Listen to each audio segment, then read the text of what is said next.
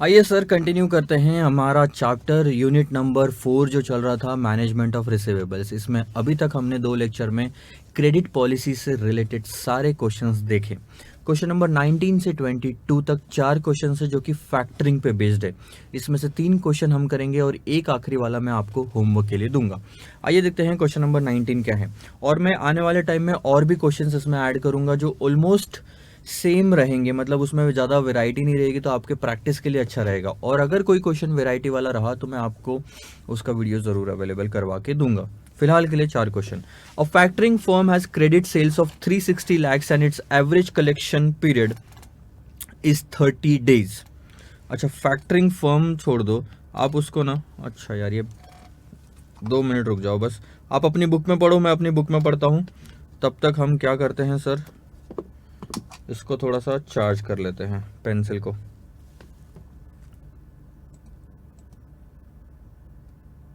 ध्यान देंगे, एक फर्म है जो साल भर का 360 लाख रुपए का माल बेचती है और उसका एवरेज कलेक्शन पीरियड है 30 डेज का।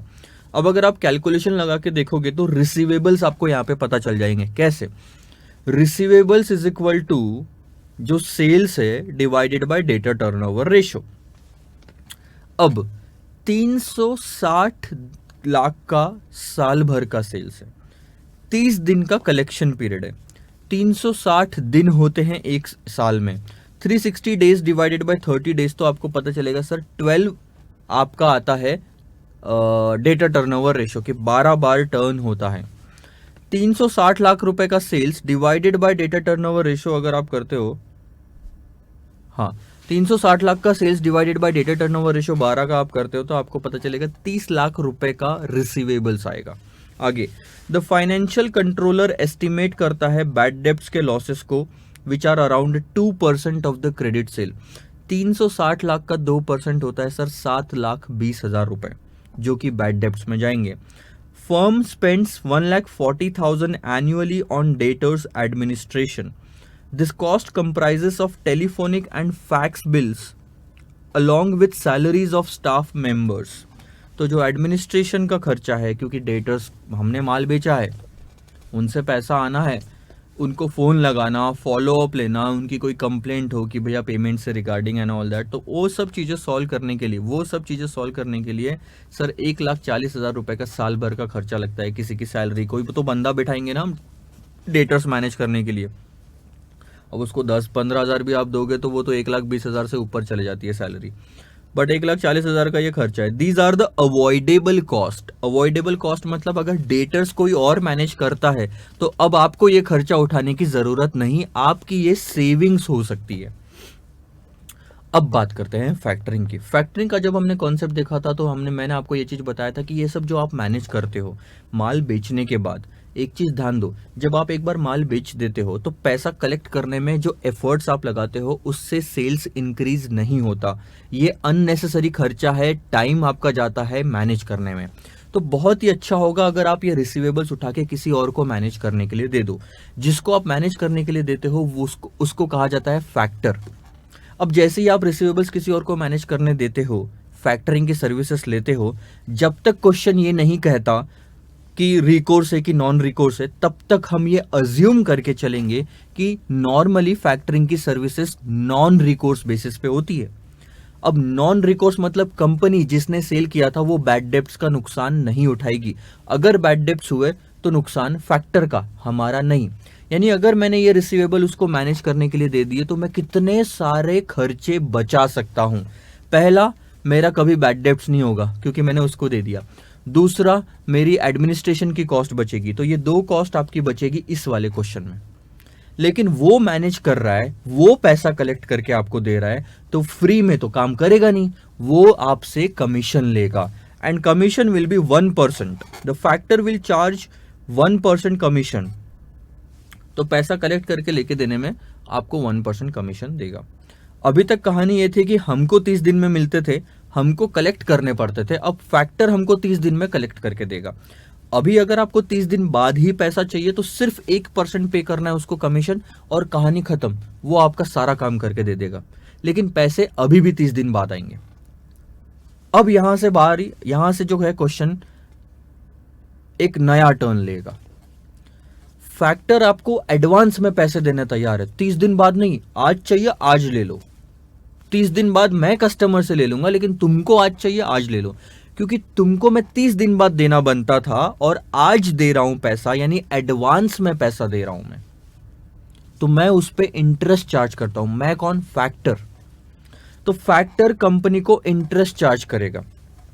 ठीक है, अब ध्यान देना आगे जो लिखा हुआ है आपको, एक सेकंड ना,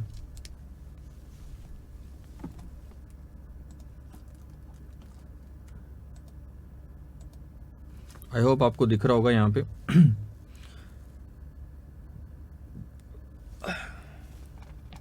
अब फैक्टर जो 1% कमीशन ले रहा है, उसके बाद में he will pay an advance against receivables. अब एडवांस में कितना पैसा दिया जाता है? जितना पैसा हमारा कंपनी का फंसा हुआ था। 360 लाख रुपए फंसे हुए नहीं थे, ये तो टर्न होते जा रहे थे, होते जा रहे थे, होते जा रहे थे।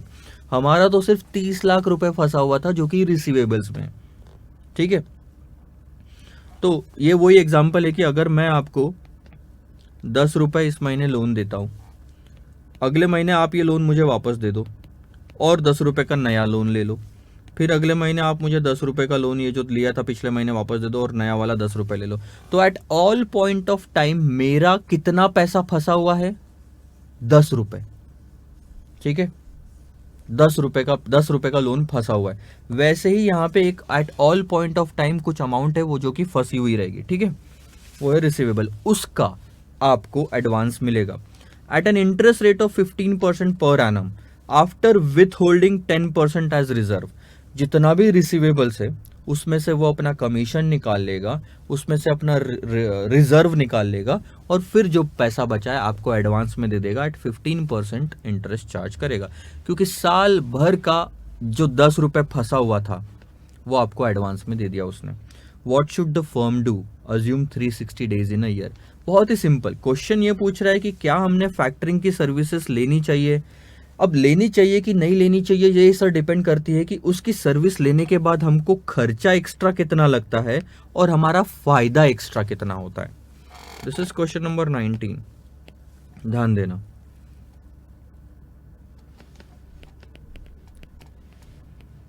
स्टेटमेंट ऑफ इवैल्यूएशन ऑफ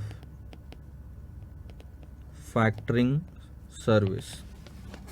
पहला,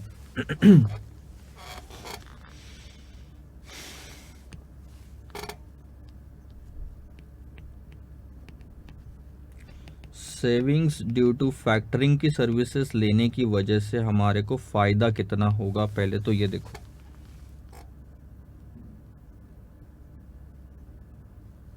ठीक है,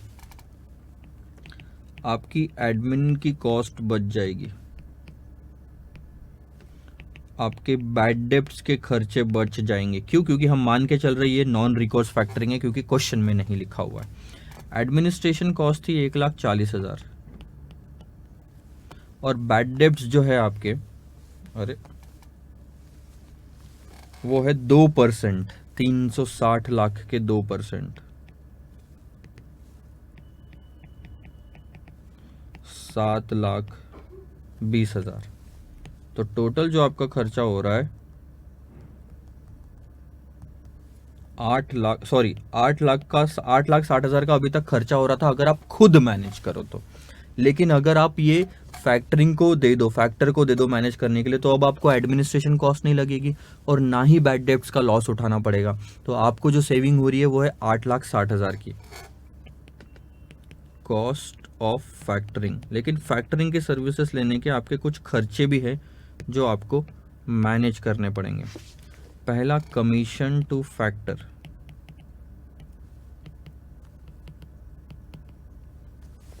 कमीशन कितना जा रहा है? उसको सीधा सीधा 1% कमीशन जाएगा। सो 360 का 1% अगर आप देखोगे तो 3,60,000 होएगा। 360 लाख का 1%, 3,60,000। ठीक है, और उसके बाद में उसको हम इंटरेस्ट भी दे रहे हैं, एडवांस टेकन। अब हमने एडवांस कितना लिया ये पहले आपको निकालना पड़ेगा। जितना भी एडवांस लिया होगा आप उस पर इंटरेस्ट दोगे।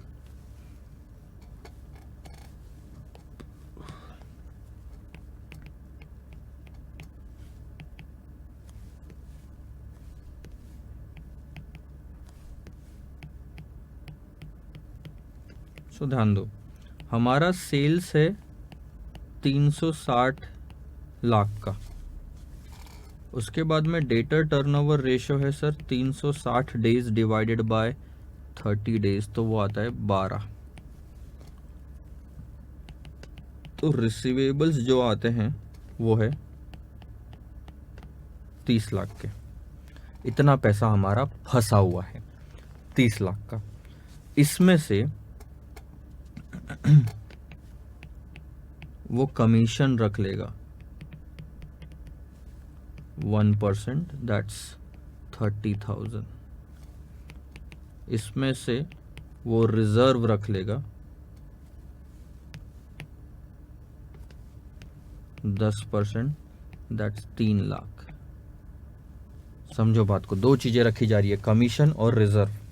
ठीक है, नॉर्मली कमीशन क्यों रखा जाता है ये भी मैं बता रहा हूँ सर। कमीशन जो फैक्टर होते हैं ना, ये एडवांस में चार्ज करते हैं नॉर्मली, तो कमीशन भी ये पहले काटते हैं और फिर आपको पैसा देंगे। सो 30 लाख में से 3,30,000 ये आपको निकाल के 26,70,000 रुपए देंगे। अब इस पे इंटरेस्ट चार्ज किया जाएगा, मतलब आपको कितना एडवांस दिया, 26,70,000 रुपए साल भर का एडवांस है। अब आप एक चीज़ समझना, ये चीज़ क्या है ये मैं बताऊंगा बाद में, चलो पहले हम 15% ले लेते हैं। 15% पे आपको इंटरेस्ट पे करना पड़ेगा, तो साल भर का इंटरेस्ट आता है सर 4,05,000 रुपये जो आप पे करोगे। ठीक है, तो ये आप यहाँ लिख लो।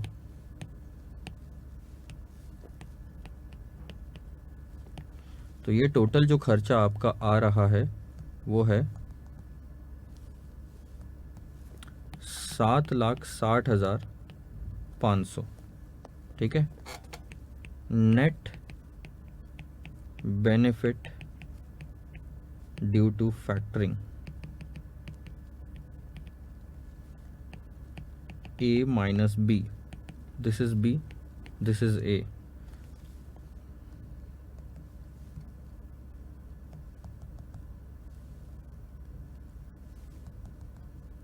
नेट बेनिफिट आपको हो रहा है 99,500 का। अगर फैक्टरिंग की सर्विसेज लेने से नेट में फायदा हो रहा है तो यस, फैक्टरिंग की सर्विसेज लेनी चाहिए। What the firm should do,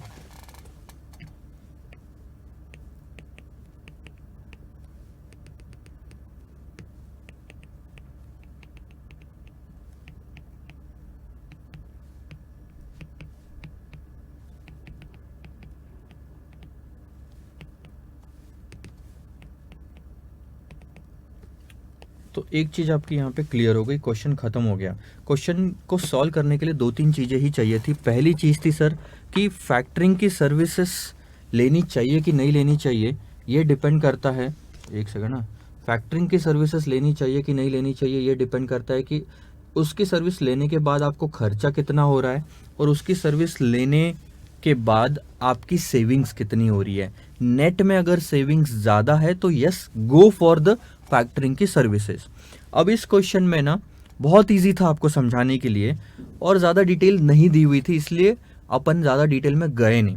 पहली चीज़ मैं आपको ये बताता हूँ कि आपने जो एडवांस अवेलेबल निकाला है, एडवांस अवेलेबल यानी कि फैक्टर हमको जो एडवांस देगा, किससे हम एडवांस ले रहे हैं, फैक्टर से। डेटर से तो पैसा आना बाकी है। The entire process is like this, हमने माल डेटर्स को बेचा, डेटर्स 30 दिन बाद पैसा देने वाले थे, तब तक हम नहीं रुकना चाहते थे, तो हमने डेटर्स हमारे उठा के करंट असेट्स बेच दिए फैक्टर को। फैक्टर अब उससे 30 दिन बाद पैसा कलेक्ट करते बैठेगा, तो लेकिन आज ही फैक्टर हमको एडवांस दे देता है, कितना, जितना मेरा पैसा फंसा हुआ है। अब लॉजिकली हमने कितना पैसा फंसा हुआ है ये निकाला, 30 लाख, जो कि गलत है। एक्चुअल में आपका पैसा जो फंसा हुआ होता है ना वो 30 लाख नहीं होता, इसके अंदर प्रॉफिट एलिमेंट भी इंक्लूडेड है। क्योंकि 30 लाख जो आपने निकाला वो है सेल्स में से, जिसके अंदर प्रॉफिट इंक्लूडेड है। वो प्रॉफिट हटा दो, लेट से 2 लाख रुपए का प्रॉफिट था, तो जो 28 लाख रुपए 28 लाख रुपीस बचते हैं, जो कि हम बोलेंगे वेरिएबल कॉस्ट या कॉस्ट ऑफ सेल्स है, उतना पैसा आपका फंसा हुआ है और उतना एडवांस आपको मिलना चाहिए। ठीक है, या उतने पे आप एक्स्ट्रा लोन या इंटरेस्ट दे रहे हो। बट इस क्वेश्चन में हमने वो एंट्री नहीं ली या वैसी ट्रीटमेंट नहीं ली, क्योंकि 30 लाख में से कितना प्रॉफिट है कितना कॉस्ट है ये क्वेश्चन में नहीं दिया हुआ। आई बात आपको समझ में? अब एक और चीज जो यहां पे नहीं दी हुई, क्वेश्चन में आपको तो नेट बेनिफिट 99,500 का आ गया। लेट से ये 99,500 ना ही आते हुए निगेटिव 10,000 50,000 आ जाता, निगेटिव आता, तो आप क्या लिखते कि सर फर्म ने ऑप्ट नहीं करनी चाहिए फैक्टरिंग की सर्विसेज। फिर भी एक तरह से मतलब आप एग्जाम में भी यही लिखोगे, ठीक है, कि नहीं करनी चाहिए अगर नेगेटिव आया तो। लेकिन प्रैक्टिकलिटी बताता हूं आपको, एक चीज यहां पे क्वेश्चन में नहीं दी हुई, जो अगर कंसिडर करें तो शायद आंसर पॉजिटिव आ सकता है।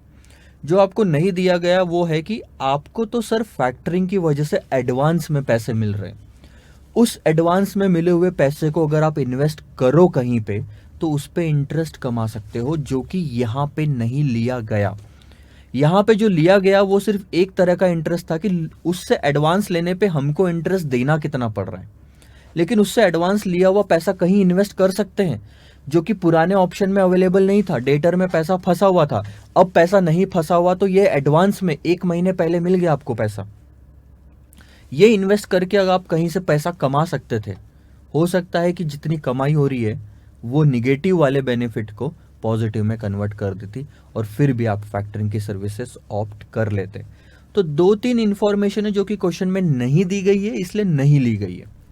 पहली इंफॉर्मेशन जो क्वेश्चन में नहीं दी गई है वो है कि एडवांस में मिले हुए पैसों पे कितना % इंटरेस्ट हम कमा रहे हैं, वो सेविंग्स में चले जाता, तो वो अमाउंट 8,60,000 की बढ़ जाती। दूसरा जो आपने नहीं लिया वो ट्रीटमेंट वो है कि सर 30 लाख में कितना वेरिएबल अमाउंट है या कितना सिर्फ कैश कॉस्ट है, प्रॉफिट एलिमेंट हटाया नहीं हमने। ठीक है, अब आपका एक डाउट मन में आएगा कि सर 30 लाख का जो रिसीवेबल है वो 30 दिन का अमाउंट है, 30 दिन के अमाउंट पे साल भर का इंटरेस्ट क्यों पे किया? इस पे भी 30 दिन का इंटरेस्ट पे करना चाहिए था। अब मैं जो बोल रहा हूं ध्यान से सुनो, इसीलिए मैंने ना आपको एक एग्जाम्पल दिया था वो 10-10 रुपए वाला। कहाँ गया अभी? 10-10 रुपए वाला एग्जाम्पल आपको दिया था ना मैंने, अभी कहीं लिखा है क्या? नहीं है। तो वो क्या था कि 10 रुपए भले ही 1 महीने की वैल्यू थी, लेकिन वो साल भर आउटस्टैंडिंग था। तो ये चीज नोटिस करना बहुत ज्यादा इंपॉर्टेंट है। बहुत लोग इसमें गलतियां करते हैं कि उनको लगता है क्यों साल भर का हम ले रहे हैं।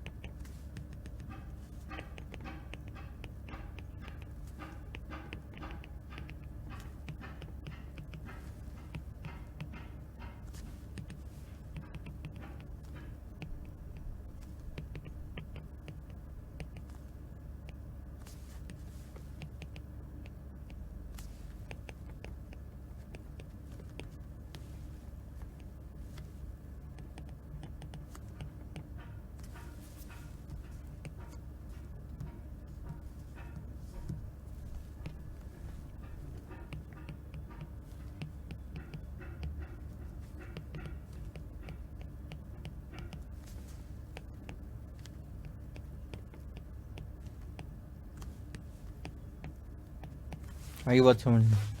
ये चीज़ है, ये चीज़ नोट ज़रूर करना। तो ये 2-3 चीज़ें थी जो पहले ही क्वेश्चन में मैंने आपको समझा दी।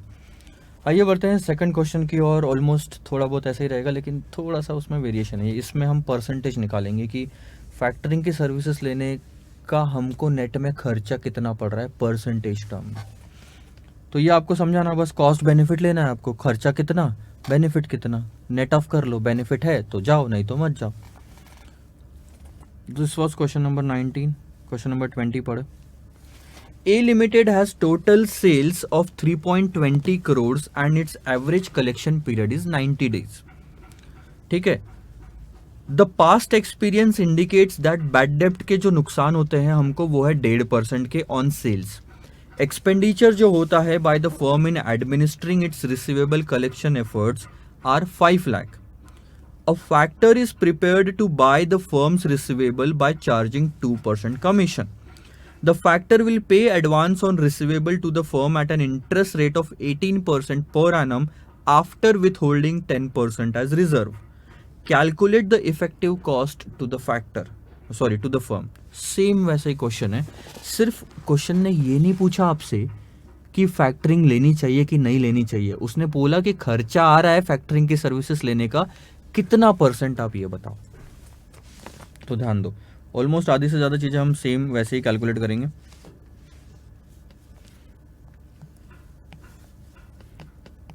Question 20.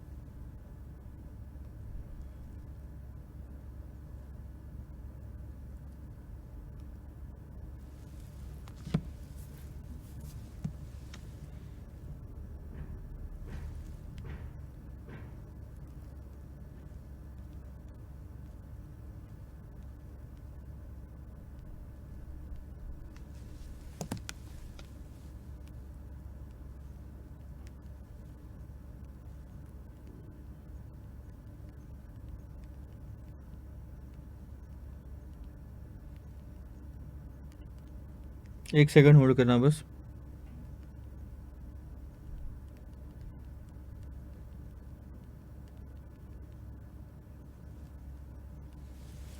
Question number 20.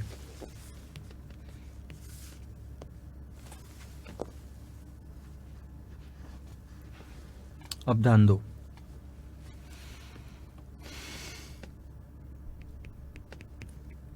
Cost of factoring. Sir पिछले क्वेश्चन में तो आपने सेविंग ऊपर लिया था, अभी कॉस्ट ऊपर ले रहे हो. पिछले क्वेश्चन में हम चाहते थे कि सेविंग्स आए क्योंकि हमको पता करना था फैक्टरिंग की सर्विसेज लेना है कि नहीं लेना है. इस क्वेश्चन में क्लियरली लिखा है कॉस्ट ऑफ फैक्टरिंग बतानी है.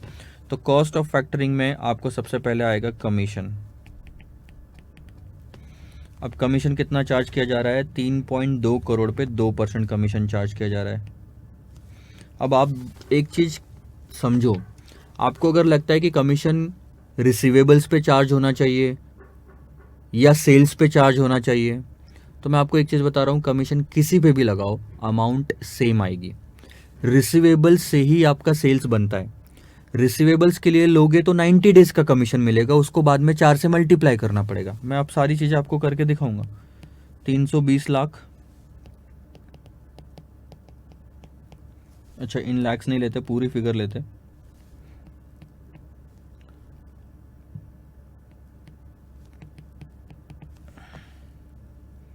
दो %,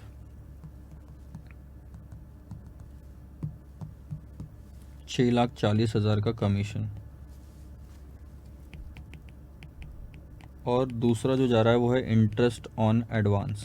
इसका कैलकुलेशन अलग से रहेगा, ये टोटल आ जाएगा. Savings due to factoring, admin cost आप बचा रहे हो और बैड डेब्ट्स आपके बच रहे हैं क्योंकि आप फैक्टरिंग की सर्विसेज ले रहे हो. अब एडमिन के खर्चे जो बच रहे हैं वो 5 लाख रुपए दिए हुए हैं और लॉसेस 1.5%. और 320 लाख पे बैड डेब्ट्स तो कहाँ से होंगे सर? बैड डेब्ट्स का परसेंटेज तो आपका सेल्स पे ही लगेगा, ये बताने की ज़रूरत नहीं. 4,80,000.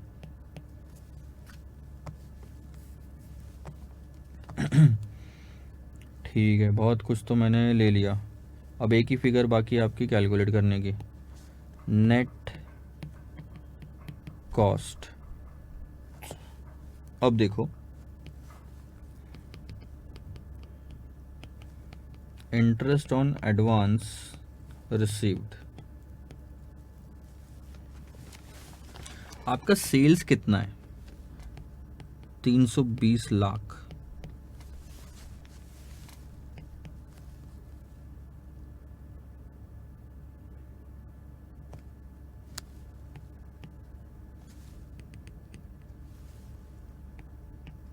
ठीक है, 320 लाख का सेल्स है और डेटर टर्नओवर रेशियो निकाल लो अब कितना है। 360 दिन एक साल में होते हैं, 90 दिन का आपका कलेक्शन पीरियड है, 4 आता है यहाँ पे। ठीक है, अगर आप ऐसे जाते हो तो आपका जो रिसीवेबल्स में पैसा फंसा हुआ आता है वो है 80 लाख का।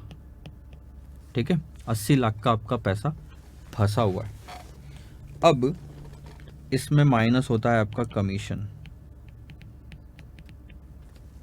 कमीशन लग रहा है 2% का, जो कि आ जाएगा सर आपका 1,60,000।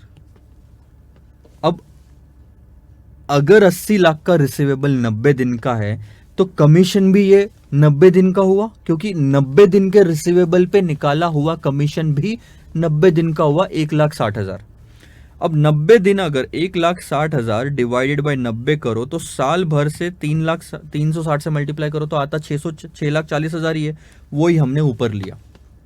अब आप 320 पे 2% निकालो तो साल भर का कमीशन 6,40,000 और आपका 90 दिन का कमीशन 1,60,000। दोनों अमाउंट सेम ही है, सिर्फ टाइमिंग अलग अलग है।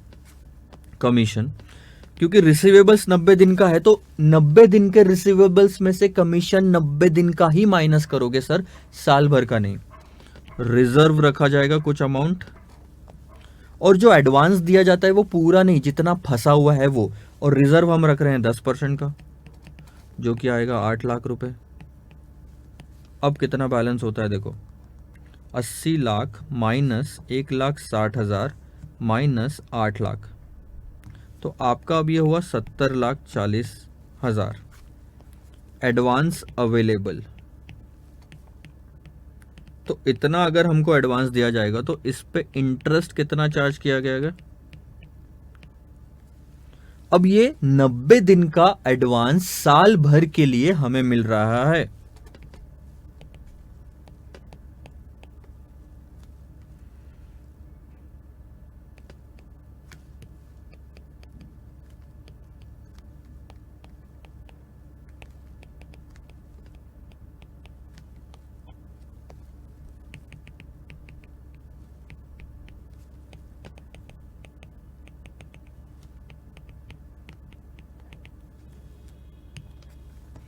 अब इंटरेस्ट कितना चार्ज करेंगे? साल भर के लिए इंटरेस्ट चार्ज करेंगे, that is 18% per annum.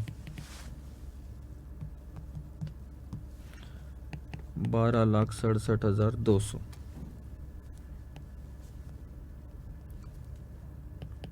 12,67,200 plus 6,40,000 that's 19,07,200।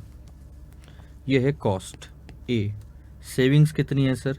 9,80,000। ठीक है,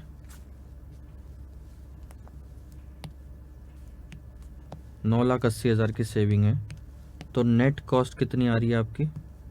that will be A minus B. तो ए क्या है? 1907, बी क्या है? 9,80,000। तो आपका आता है आंसर 9,27,200 एक्स्ट्रा खर्चा लग रहा है फैक्टरिंग की सर्विसेज लेने पे। अब परसेंटेज में अगर निकालना है तो दो चीज ध्यान में रखो, आपको ये एक्स्ट्रा खर्चा जरूर लग रहा है लेकिन पूरे साल भर के लिए एक्स्ट्रा लोन भी मिल रहा है, पैसा भी मिल रहा है एडवांस में।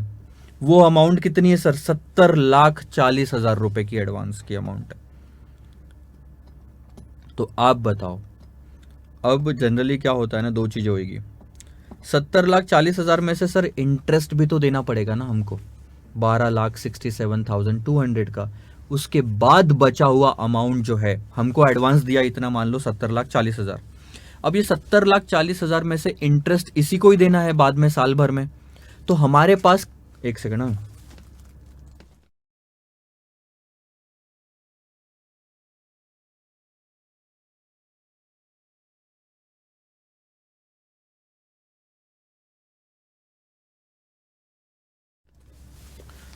सो हमको कितना एडवांस मिलेगा, 70,40,000। अब ये 70,40,000 में कहीं और इन्वेस्ट करके कुछ कमा सकता हूं परसेंटेज में, लेकिन एक चीज ध्यान देना, इसको 12,67,200 भी देने हैं। वो कहां से दोगे, इसी 70,40,000 में से दे दो। सो 70,40,000 में से जब आप इतना पैसा दे रहे हो 12,67,200, तो आपके पास जो बचा हुआ पैसा है वो कम है थोड़ा इन्वेस्ट करने के लिए कहीं पे। कहाँ से जाएगा सर ये पैसा, जाएगा तो सही 57,72,800। अब आपको एक कंफ्यूजन आपके इंस्टीट्यूट के मटेरियल में होगा। चलो पहले मैं आंसर निकाल देता हूं। इसके दो आंसर निकलेंगे इस क्वेश्चन के। Effective cost of factoring,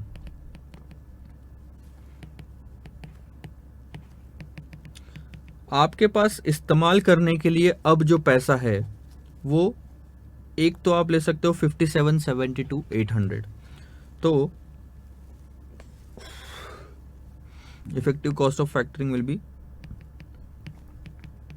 net cost of factoring divided by advance available to invest in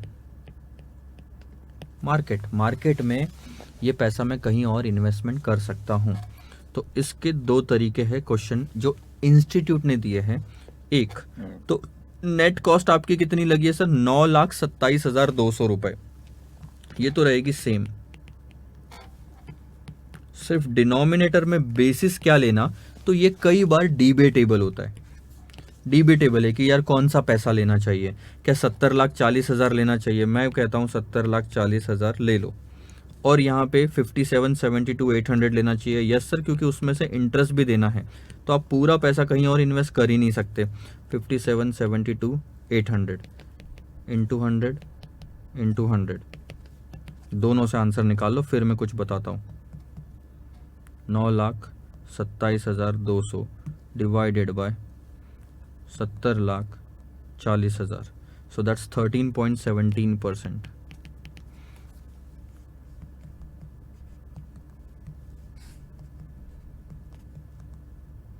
and that's 16.06%.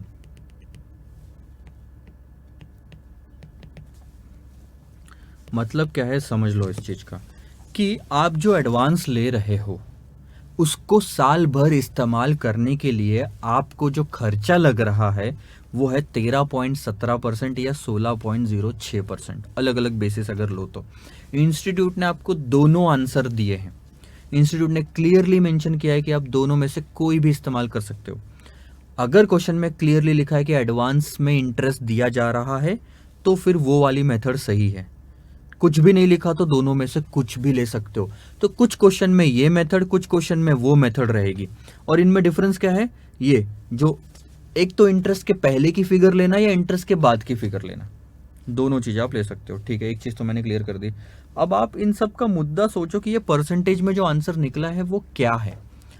अगर आप फैक्टरिंग की सर्विसेज नहीं लो तो आपको 90 दिन बाद पैसा मिल रहा है, 90 दिन बाद मिल रहा है, आपका पैसा फंसा हुआ है।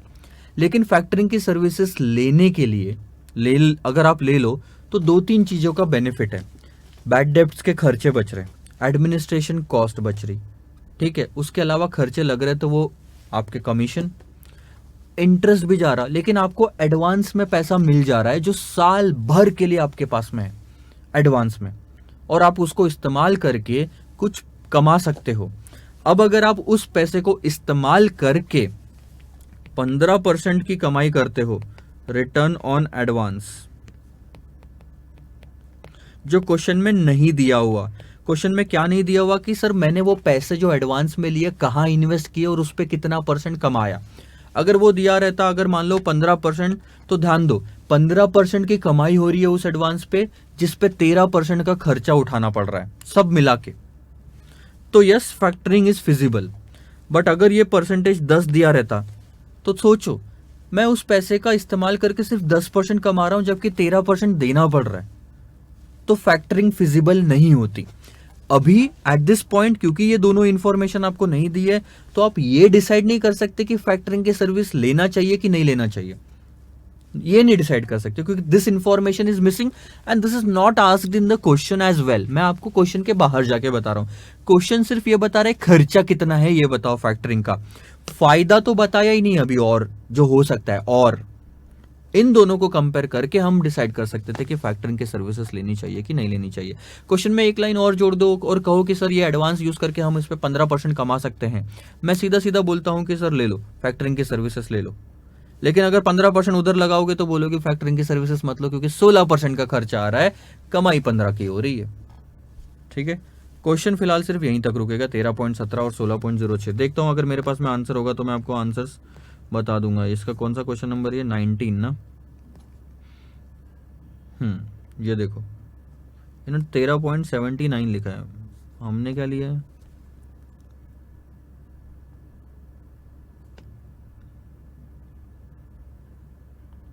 3,16,800 का इंटरेस्ट,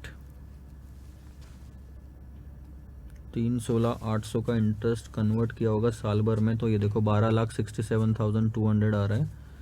नेट कॉस्ट 9,27,200 और इन्होंने जो इंटरेस्ट, अच्छा हाँ यार ये एक चीज़ थोड़ी सी मुझसे गलती हो गई। अगर इसमें से इंटरेस्ट माइनस करना है आपको तो सिर्फ 3 महीने का माइनस करोगे पूरा इंटरेस्ट माइनस नहीं करोगे आप, सिर्फ 3 महीने का इंटरेस्ट माइनस करोगे। यहाँ पे 12,67,200 एडवांस देना है अगर वो निकालना है तो, लेकिन ऊपर अमाउंट सही है, यहाँ कोई गलती नहीं है हमारी। 70,40,000 पे 18% साल भर का, ये टेबल में सारे साल भर के खर्चे और यहाँ 90 दिन के खर्चे हैं। तो इंटरेस्ट फॉर 90 डेज जो आ रहा है वो है 70,40,000 इंटू 18% इंटू 90/360। ठीक है, 90/360 तो उतना मैं काट लूंगा क्योंकि 3 महीने के पैसों में से 3 महीने का इंटरेस्ट कटेगा।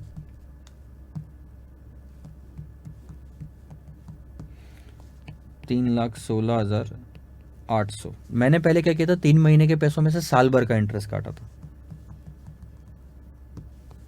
तो एडवांस में जो मिलेगा 67,23,200 मिलेगा।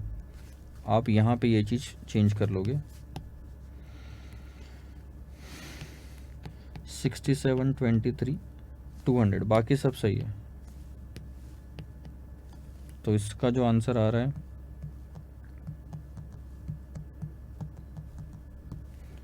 13.79% आएगा। ठीक है, यही क्वेश्चन में यहाँ पे लिखा हुआ है 13.79। लेकिन नीचे इन्होंने एक और आंसर दिया है, ध्यान देना, जो नोट दी है वो पढ़ो। It can also be calculated on amount available for advance that is 70,40,000। It मतलब ये जो स्टार मार्क किया हुआ ना, एस्ट्रिक मार्क किया हुआ ये वाला पॉइंट, और ये कौन सा है सर, यही 13.79%। यानी instead of taking 67,23,200 you can take 70,40,000 also. This is how effective cost of factoring is calculated. एक दो क्वेश्चन पे ट्राई करोगे तो आपका और हाथ बैठ जाएगा। इफेक्टिव कॉस्ट ऑफ फैक्टरिंग मतलब जितना मैंने फैक्टरिंग में नेट खर्चा उठाया डिवाइडेड बाय एडवांस जो मुझे मिला। क्वेश्चन नंबर 21 देखो अब। अच्छा ध्यान देना, ये क्वेश्चन काफी इंपॉर्टेंट है, थोड़ा सा और टेक्निकल रहेगा ये बट आसानी से सॉल्व हो जाएगा। The turnover of PQR limited is 120 lakh of which 75% is on credit. जो पीक्यूआर का जो टर्नओवर है वो 120 लाख रुपए का टर्नओवर है जिसमें से 75% क्रेडिट में दिया जाता है। सर ध्यान दो, तो 120 लाख का सेल, 75% क्रेडिट, 25% आपका कैश में हो गया। 75% क्रेडिट यानी कि 90 लाख रुपए आता है जो क्रेडिट में दिया। और डेटर्स, मोस्टली हमको डेटर से जो लेना देना होता है वो है credit sales.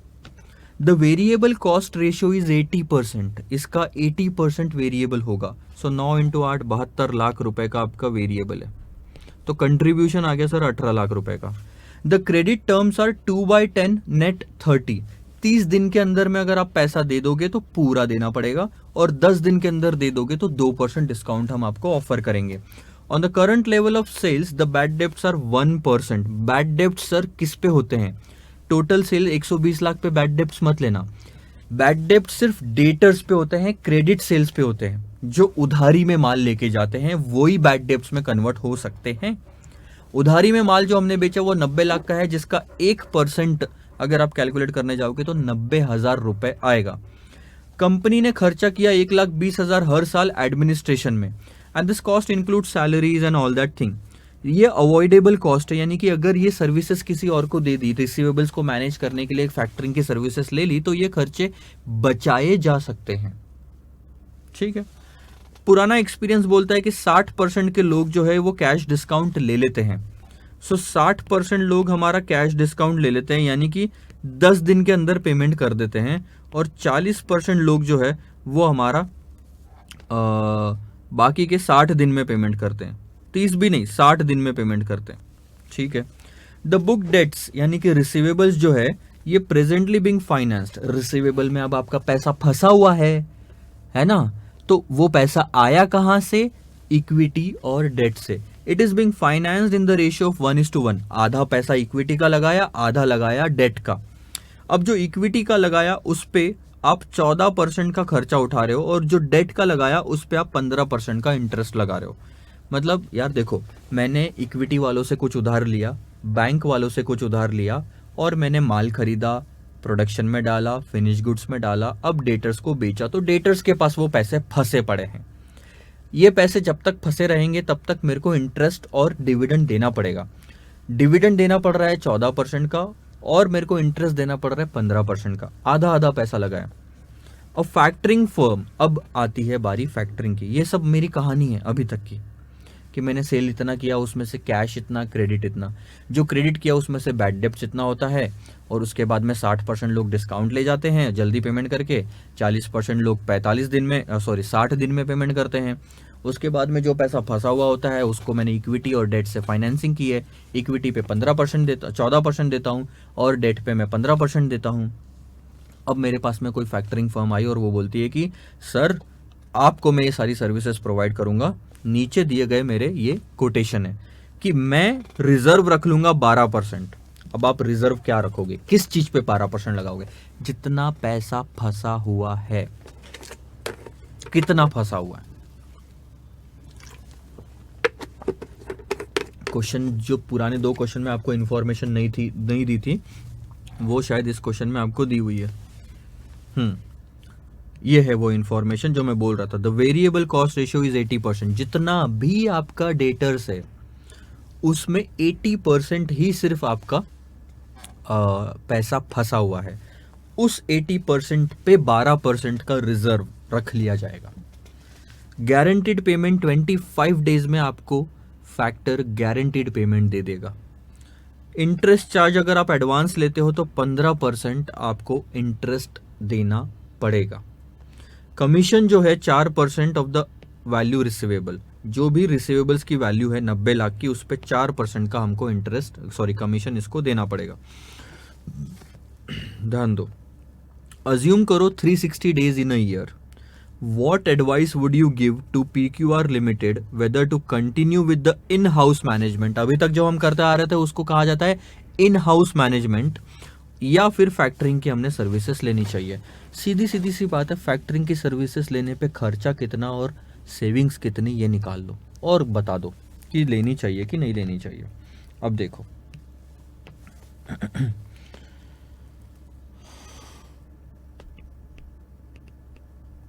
Savings due two factor.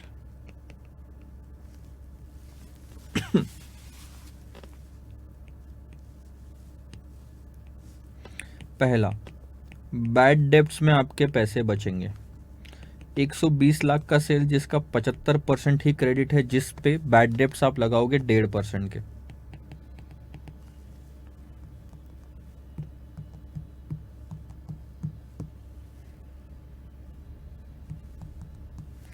$1.35। चलो पूरा लेना है क्या? पूरा छोड़ दो। Administration cost,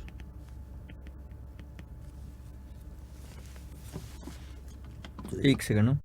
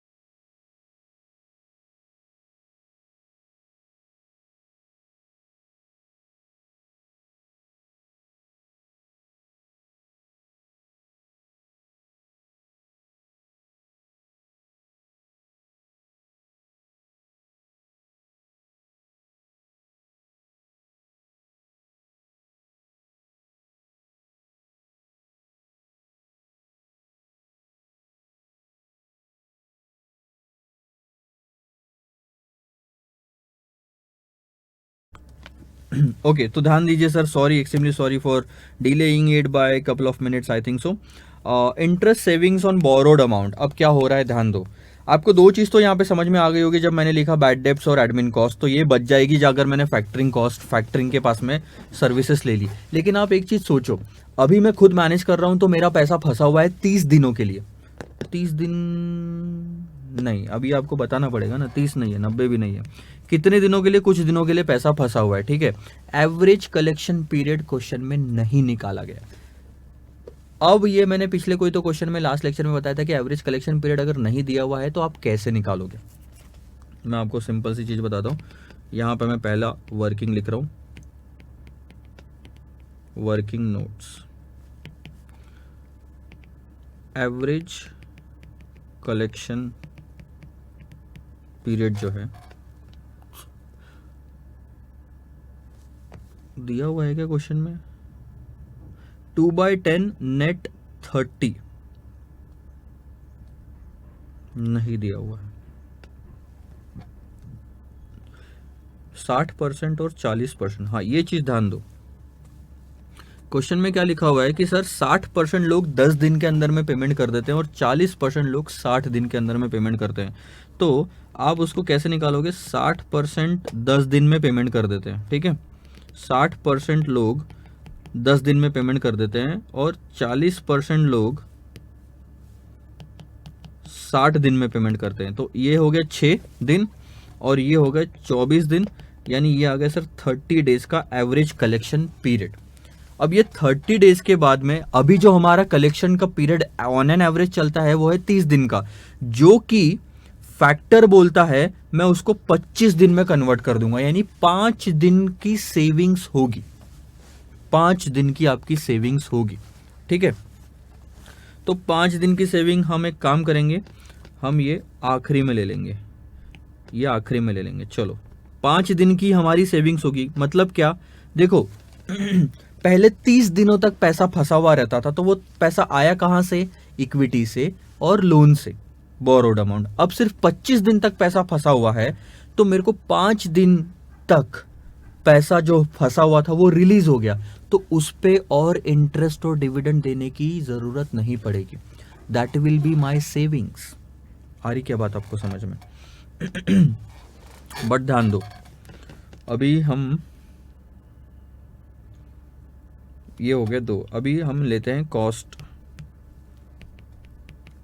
of factoring.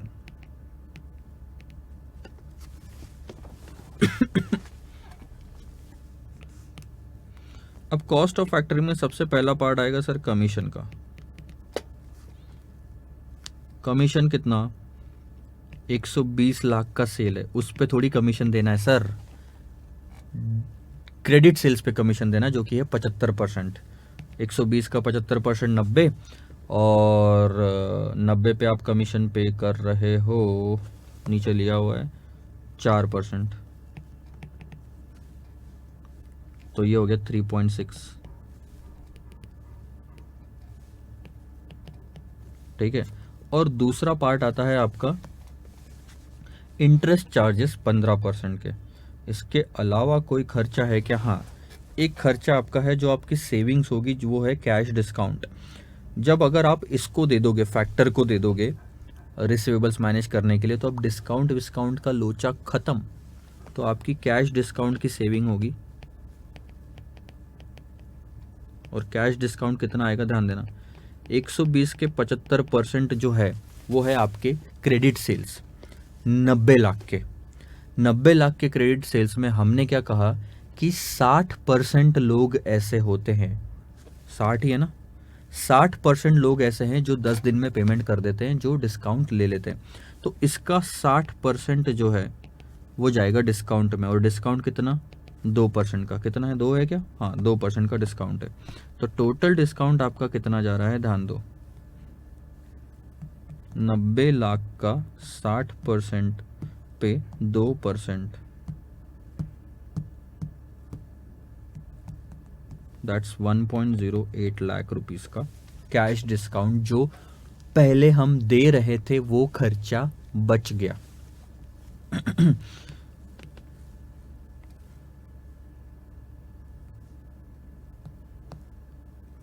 Second देखो वर्किंग मेरी क्या बोलती है कि हम weighted average cost of capital कितना लग रहा है, मतलब हम जो पैसा ब्लॉक करके रखे थे ना इक्विटी में और उन सब में, उसमें हमको खर्चा कितना आ रहा था। बहुत ही simple, weighted average cost of capital क्या बोलती है कि आधा पैसा आपने 15% के रेट से देना है और आधा पैसा आपने इक्विटी का यूज़ करना है जो कि 14% है। तो अगर आप देखोगे तो 7.5% डेट और 7% ये, यानी कि 14.5% का आपका WACC आ रहा है। यानी कि जितना भी पैसा 30 दिन तक ब्लॉक्ड है उस पर आपको जो खर्चा उठाना पड़ रहा है वो है 14.5%, क्योंकि आधा पैसा 1:1 का रेशियो है, 2 रुपए में से 1 रुपए इक्विटी का, 2 रुपए में से 1 रुपए डेट का, तो आधा आधा हो गया। तो मैंने 50-50% का वेट लिया, तो 1 रुपए पे 15% दे रहा हूं और 1 रुपए पे 14% दे रहा हूं। आप कैलकुलेट करके देखो 14.5% आएगा, आधा आधा। This is called as weighted average cost of capital. बहुत आसान है, 14.5% का मेरे को खर्चा हो रहा है। अब आप सोचो अगर मैं इस बंदे से एडवांस ले लेता हूं तो मेरा उतना खर्चा बच जाएगा। ठीक है, 30 दिन तक वो पैसा फंसा हुआ रहता था, अब कितना फंसा हुआ है ये आपको निकालना पड़ेगा। रिसीवेबल्स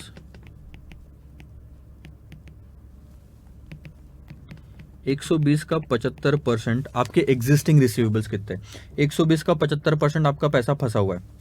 ठीक है ना, सॉरी 90 लाख का आपका क्रेडिट सेल्स है।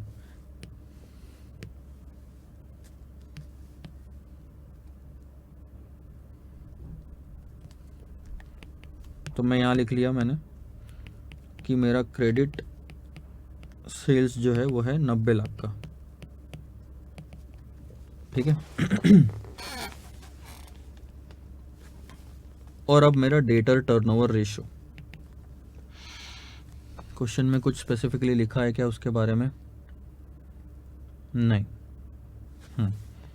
360 दिन ही लेना है कि कुछ ज़्यादा लेना है, कम लेना है? 360 ही लेना है। तो ध्यान दो, अब 360 data turnover ratio, average collection period 30 दिन का आ रहा है, 360 डिवाइडेड बाय 30 अगर आप करोगे तो ये आएगा 12। तो आपका अब यहाँ पे आता है कि रिसीवेबल्स में कितना पैसा फंसा हुआ है।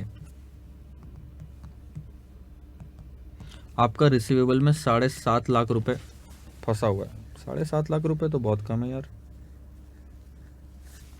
कितना लिखा है इन लोगों ने? 120 लाख का 75 इज 90 लाख, तो ये तो बहुत कम अमाउंट आएगी। 7.5 लाख रुपए का सेल्स आ रहा है आपका, मतलब रिसीवेबल्स आ रहा है, उसमें से हमको क्या एडवांस देगा, क्या तो बचाएगा? या तो वो 120 करोड़ होगा या 120 का कुछ और फिगर होगा। 1 करोड़ 20 लाख, 90 लाख का साल भर का सेल्स है, 30 दिन का एवरेज है। बात तो सही की पड़ रही है। 1 सेकंड होल्ड करो, मैं देखता हूँ कहीं कैलकुलेशन, मतलब इसमें मिस्टेक तो नहीं है क्वेश्चन में। अगर अमाउंट सेम है तो फिर कोई दिक्कत नहीं।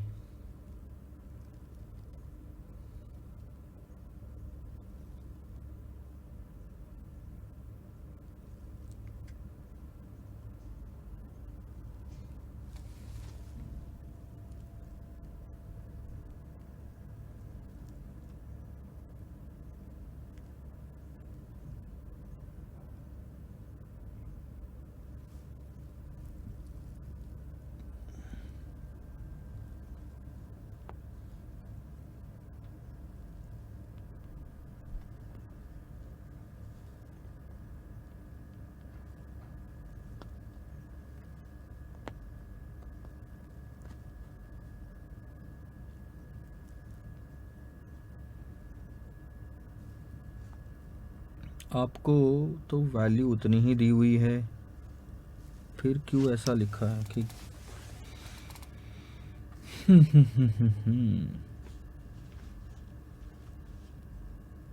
ठीक है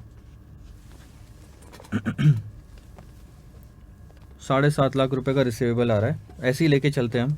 ठीक है, कहीं ऊपर नीचे लगा तो मैं आपको बता दूंगा क्या क्या कहाँ कहाँ चेंज करना है। तो 7.5 लाख रुपए हमारा फंसा हुआ है। लेकिन क्या हम बोल सकते हैं कि 7.5 लाख रुपए हमारा फंसा हुआ है? नहीं सर, इसके अंदर में प्रॉफिट पोर्शन इंक्लूडेड है। ये जो रिसीवेबल होता है, ये जो रिसीवेबल होता है, this is variable cost plus profit. Profit हमारा फंसा हुआ है ही नहीं। हमारा जो वेरिएबल कॉस्ट है वो है सर 80% ऑफ दिस अमाउंट। तो 7.5 लाख का 80% अगर आप निकालोगे तो वो आएगा 6 लाख रुपए। ये पैसा हमारा फंसा हुआ है, और ये पैसा हमारा साल भर फंसा हुआ है। जो 6 लाख रुपए ये लाए कहां से हमने?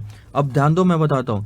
6 लाख में से, ये आंसर का पार्ट नहीं है, 3 लाख और 3 लाख हमने इक्विटी से पैसा लाया, हमने डेट से पैसा लाया। एक सेकंड होल्ड करना।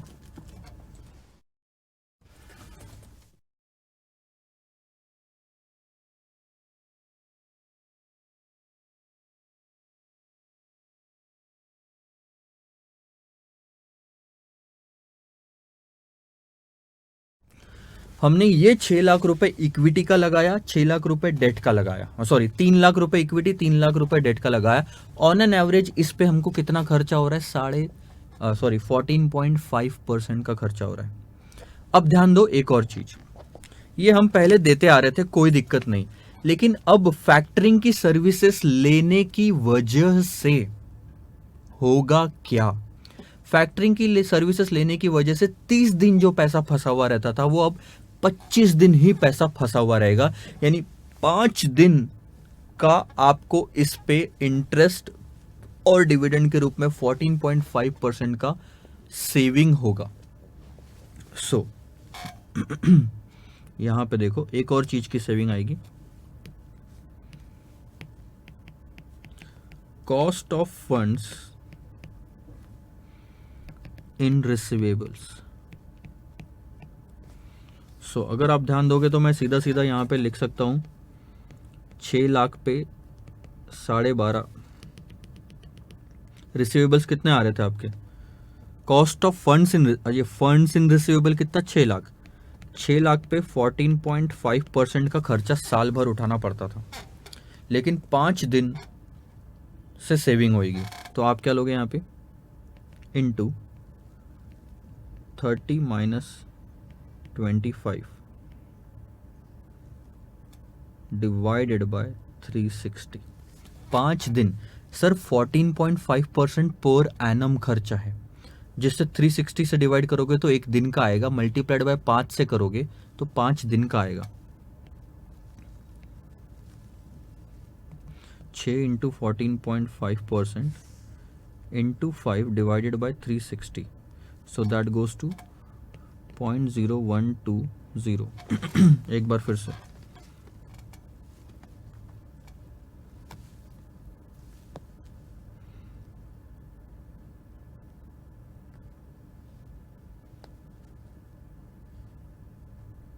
अमाउंट बहुत छोटी आ रही है इसीलिए मैं थोड़ा सा डाउटफुल हूँ।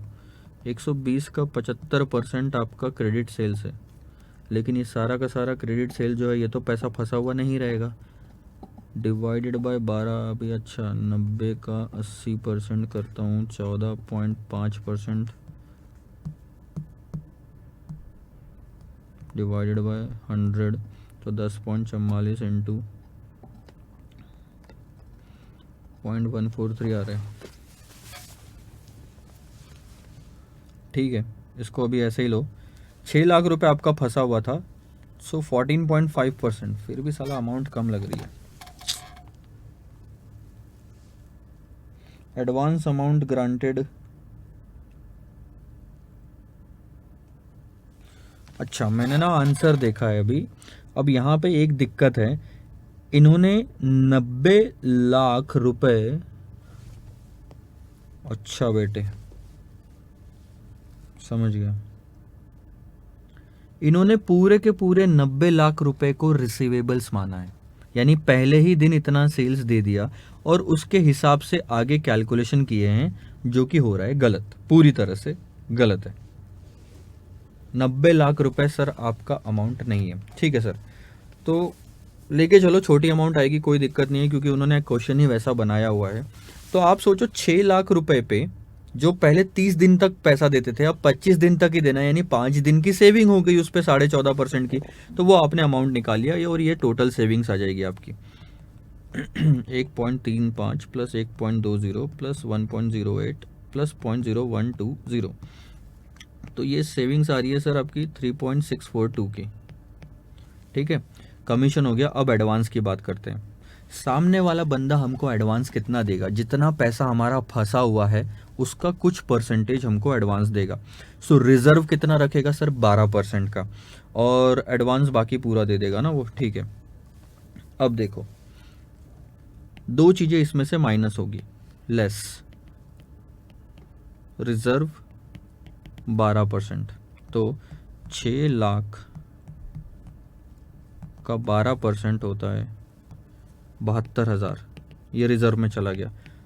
लेस कमीशन, हमेशा याद रखना वो कमीशन भी निकालेगा इस पे, और कमीशन वो चार्ज करेगा सर आपके सेल्स पे। अब यहाँ भी तो दिक्कत आएगी। अच्छा नहीं, ये यहाँ पे कैलकुलेट नहीं होगा, उसको वेरिएबल कॉस्ट से कोई लेना देना नहीं है, तो वो पूरा रिसीवेबल्स पे ही एडवांस देगा हमको। तो ये एडवांस की वर्किंग में यहाँ पे अलग से करता हूँ, एडवांस टू बी पेड। तो रिसीवेबल्स कितने थे हमारे, जो पैसा हमारा फंसा हुआ था 7.5 लाख, इसमें से वो कमीशन 4% का रख लेगा। कमीशन माइनस होता है एडवांस में, काटा जाएगा 0.30 का, इसमें से वो रिजर्व 12% का रख लेगा। सो 7.5 पे 12% 0.90। अब बाकी का पैसा वो हमको एडवांस दे देगा 7.5 minus 6.3 sorry 7.5 minus 0.30 minus 0.90, so that 6.30 का वो एडवांस हमको देगा। अगर 6.30 का हमको एडवांस दे रहा है, कितने दिन पहले एडवांस दे रहा है सर, 25 दिन पहले एडवांस दे रहा है। अब 30 नहीं, 30 से 25 का डिफरेंस तो हमने ऑलरेडी सेविंग्स में ले लिया, अब 25 से 0 पे आ गया वो। 25 दिन का बाद जो पेमेंट करने वाला था वो अब हमको टाइम 0 पे ही दे रहा है। तो 25 दिन के लिए ये 25 दिन का पैसा साल भर के लिए एडवांस दे रहा है, ये चीज हमेशा याद रखना। 25 दिन का पैसा साल भर के लिए एडवांस दे रहा है। ठीक है, अब ये अगर उसने एडवांस दिया तो उस पर कितना इंटरेस्ट चार्ज कर रहा है, लिखा है यहाँ पे इंटरेस्ट चार्ज 15% का इंटरेस्ट चार्ज कर रहा है वो हमको। हम सीधा सीधा लिख सकते हैं यहाँ पे 15% का इंटरेस्ट कितना होता है, साल भर का 15% लगा लो इस पे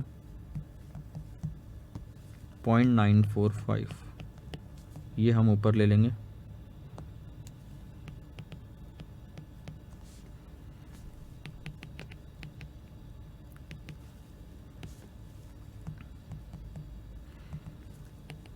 नेट बेनिफिट अगर आप देखोगे तो आपको नहीं पुराता ये 3.642 माइनस 3.60 का तो कमीशन है, माइनस 0.945, तो आपका आंसर जो आ रहा है ये है 0.903, यानी 90,000 का आपको पूरी सर्विसेज में नुकसान हो रहा है।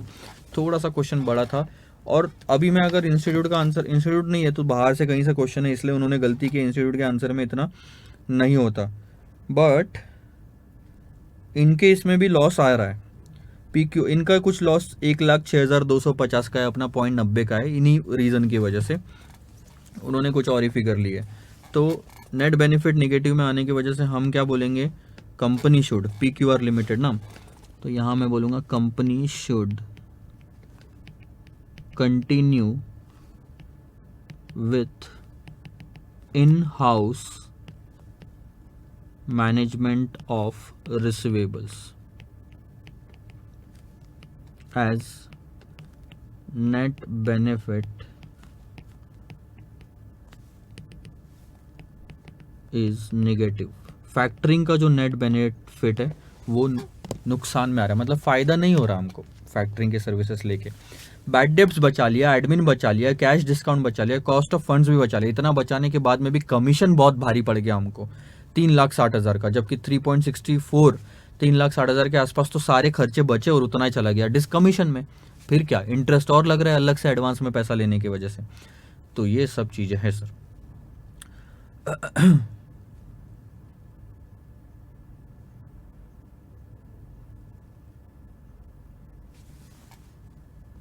ठीक है, so this is what the final answer to this question is. Answers note down कर लो। उसके बाद का एक क्वेश्चन है, थोड़ा सा क्रिटिकल था ये भी। इसके बाद का ये क्वेश्चन आप होमवर्क ले लो, होमवर्क ही है। क्वेश्चन नंबर 2 या 1 हमने देखा ना, सॉरी क्या बोलते हैं 19 और 20 हमने देखा, वैसा ही ये क्वेश्चन है, नॉट अ बिग डील। तो इसी के साथ में सर मैनेजमेंट ऑफ रिसीवेबल्स खत्म हुआ। कुछ क्वेश्चंस मैं ऐड ज़रूर करूँगा आपके लिए फैक्टरिंग की प्रैक्टिस करने के लिए, ठीक है। उसके बाद में सर नेक्स्ट चैप्टर हमारा चालू होगा, यूनिट नंबर 5 है। गलती से 4 लिखा हुआ है यहाँ पे, इसको आप करेक्ट करेंगे।